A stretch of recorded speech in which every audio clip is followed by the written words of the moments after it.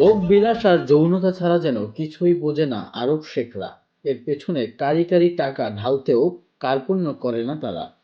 নিজের যৌন চাহিদা মেটাতে তাদের প্রথম চাহিদা কুমারী ও কিশোরীরা।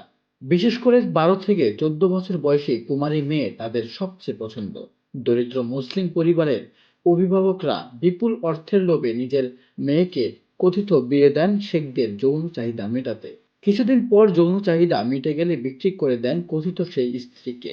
ভাগ্য খারাপ হলে মাসে মাসে হাত বদল হতে হয় কোনো কোনো কিশোরীকে। আরব শেখদের বউবাজারে পরিণত হয়েছে ভারতের হায়দ্রাবাদ শহর। তারা কুমারী মেয়েদের খোঁজে ছুটে আসেন এই শহরে। শেখরা মূলত দেখতে সুন্দর ও আকর্ষণীয় শারীরিক গঠনের কারণেই হায়দ্রাবাদের মেয়েদের পছন্দ করেন। মূলত আরব শেখরা হায়দ্রাবাদের মেয়েদের বিয়ে করতে আসেন, কিন্তু সেই বিয়ে মাসের বেশি টেকে না, কারণ যৌন চাহিদা মিটে গেলেই অনীহা চলে আসে কথিত স্ত্রীর প্রতি। খোঁজ করেন আকর্ষণীয় ফিগারের আরেকজন কুমারীকে। বিপুল অর্থ ঢেলে পেয়েও যান কাঙ্ক্ষিত শয্যাসঙ্গী।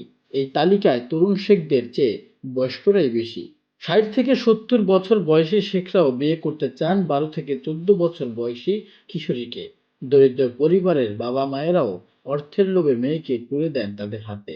বিনিময়ে তারা কিশোরীর পরিবারকে 50,000 থেকে 5 লাখ রুপি পর্যন্ত দেন। এছাড়াও সুন্দর পোশাক, সোনা ও কখনো বাড়ি পর্যন্ত দিয়ে দেন। ভাগ্য ভালো হলে কয়েক মাস পর্যন্ত সংসার টিকে খুব কষ্টে, না হলে মাস ঘোরার আগেই বিক্রি হতে হয় আরেক শেখের কাছে।